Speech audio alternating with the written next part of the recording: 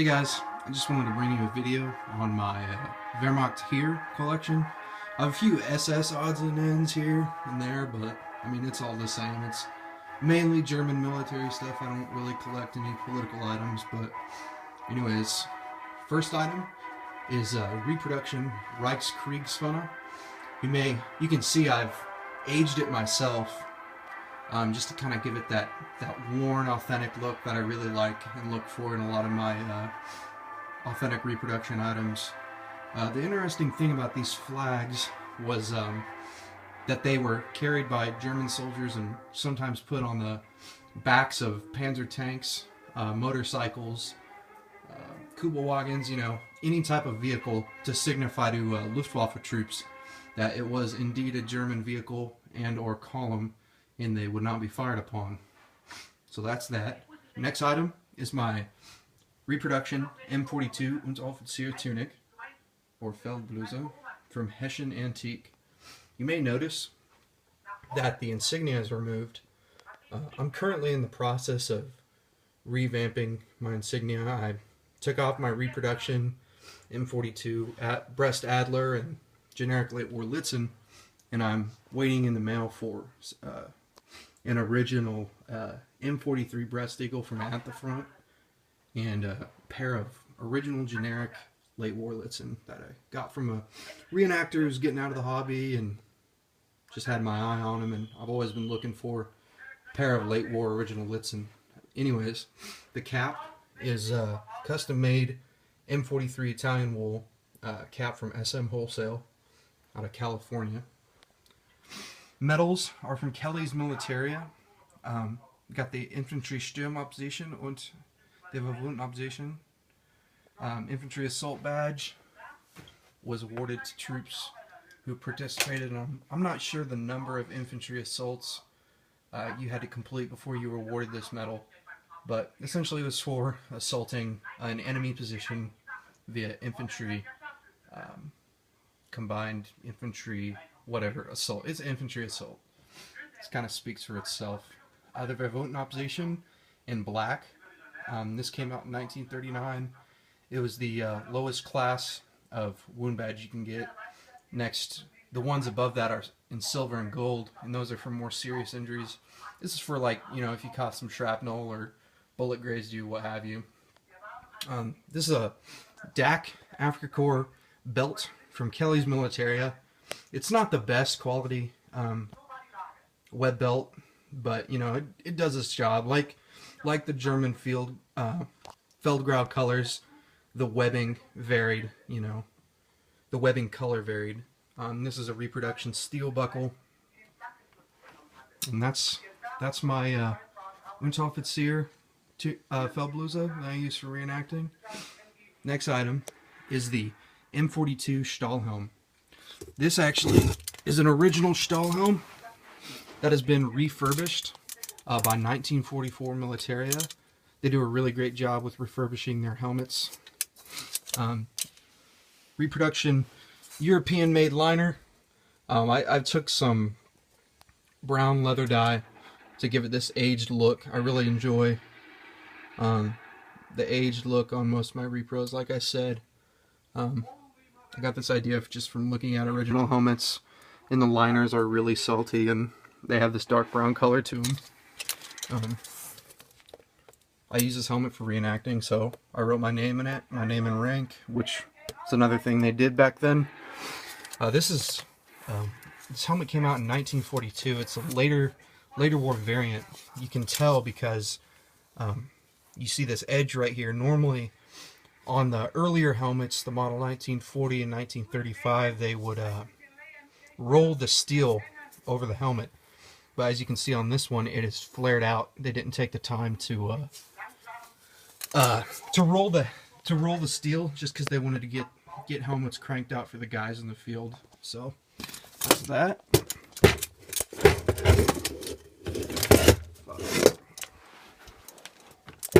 Next item is Shinashuna low boots. These are from a company called Matamore Civil War Boots. They make some really good quality boots. I bought them secondhand off a reenactor. They were size 12 wide. But yeah, these are really good solid boots, you know, heel irons, hobnails, leather laces. I just got my Gamashin just tucked in there. The Gamashin, damn, let's put that to the side. Gamashin are original canvas with reproduction leather hardware from At the Front. I'm not sure if they still carry these. They're always going through products, but yep, At the Front Gamashin. And right here is the ZB-26 machine gun. This is a Czech machine gun that the Germans used when they invaded the Sudetenland in '35.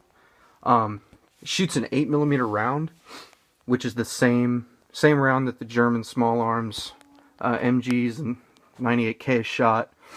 They like these because they didn't have to you know, use a new caliber.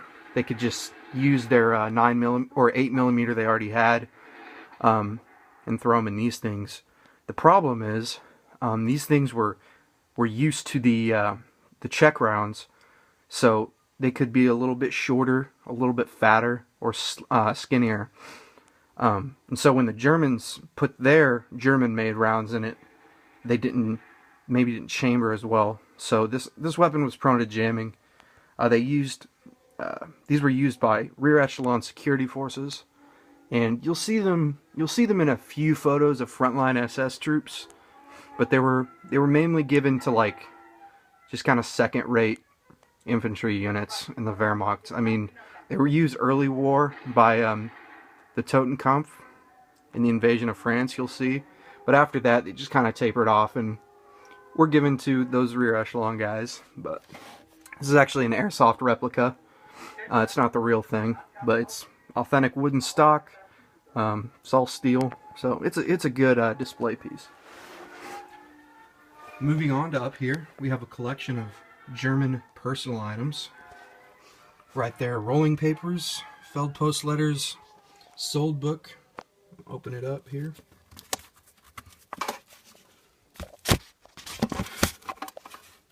It's got my information for reenacting. I need to buy a new one and fill it out a little bit better.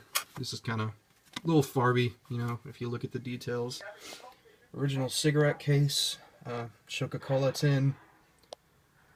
We got French francs, the bandage that went in the tunic, condom package from Kriegsunde Militaria, goggles, glycerin bottle, foot powder bottle, Fettdose or butter dish, Red Cross chocolate tin.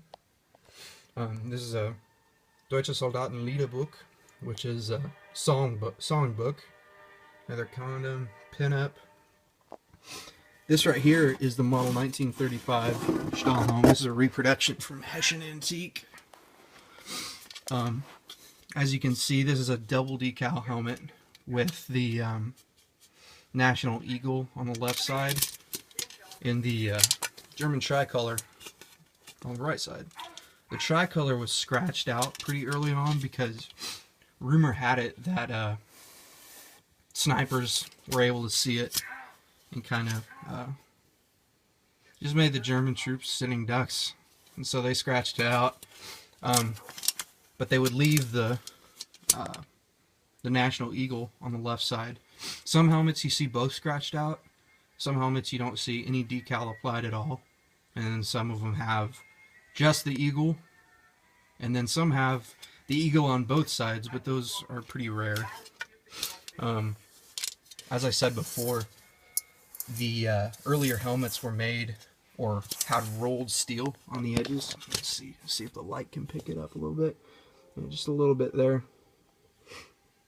as opposed to the flared on the M42 helmet. So yeah, reproduction M35 Hessian Antique double decal. Moving on, we have field gear up here. We have enlisted Wehrmacht shoulder epaulets, Salty M42 Eagle, identification disc, grenade, Patronentasche, ammunition pouches, those are original, reproduction Zeltbahn, bread bag, Nebelhorngranate 39 reproduction. Reproduction K98 bayonet. This is the earlier variant, which was once again used throughout the war. You can tell it's the earlier variant because the handle is wooden and not Bakelite, like the later versions were made out of.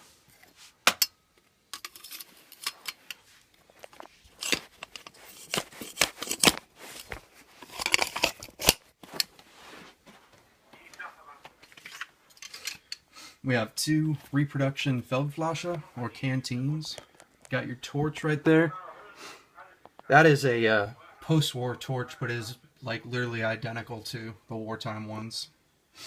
It was made in like the 50s, I believe. Original gas can, German beer bottle. Right here, we have the backbone of the German infantry squad, the K98 rifle. This one is kind of bubbled up. The stock is, but check out the receiver right here, BNZ 42. I think this rifle was an Austrian-made rifle made in 1942. All the Waffenarms are peened out, but there's only one remaining Dirty Bird right up there above that hole drilled in for the scope mounts. It has a K98 AZ bolt, which I think was put there, I want to say, by the Yugoslavians in the 50s, but it could be, I don't know, it could be put there by the Germans during wartime, but I don't know.